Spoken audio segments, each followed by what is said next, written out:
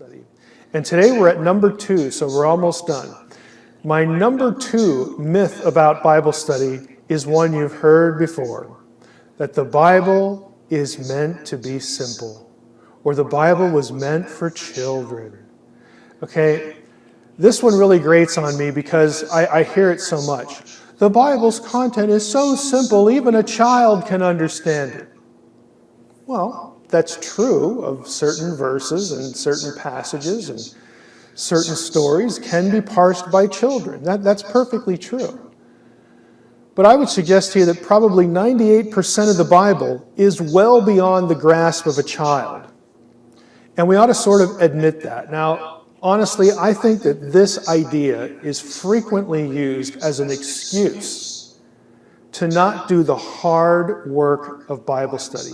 Many things are not simple. There are ambiguities in the text. What's so simple about prophecy, or divorce and remarriage, or when God uses deception, like in 1 Samuel 16, or baptism for the dead? I mean, I could sit here all day and go through examples of things that are pretty tough when it comes to interpretation, and that scholars have devoted their lives to, and still not come up with a conclusive answer that forms a consensus of opinion among other scholars. Okay, don't fall prey to this excuse. Things start to get hard in your Bible study and you just throw up your hands and say, well, I'm only going to focus on the stuff that's simple, the stuff that children can understand, because that must be the important stuff. Why? Well, because the Bible was given to everybody. Everybody should be able to understand it. You know, it's meant to be simple, at least if it's important. No, that's a myth. Sometimes the most important things in biblical theology, in understanding your Bible, are the ones you have to work the hardest for, because they inform so many other things. So this, again, is a myth. Now, we've been going through my list of top 10 myths about Bible study, and we finally arrived at number 1. And this is my number 1 myth about Bible study. This is the one that just sort of irritates me beyond all of the other ones we've covered. And that is this, that everything in the Bible is really about Jesus. No, it's not. There are lots of things in the Bible that are not about Jesus. This is another handy excuse for not doing the hard work of Bible study. You're digging down into some passage, you really don't know what it means, but you sort of abstract in your head some way to connect this with Jesus or the cross or the gospel, and you're done. Okay, that must be what it means. No, I'm sorry, it's not what it means.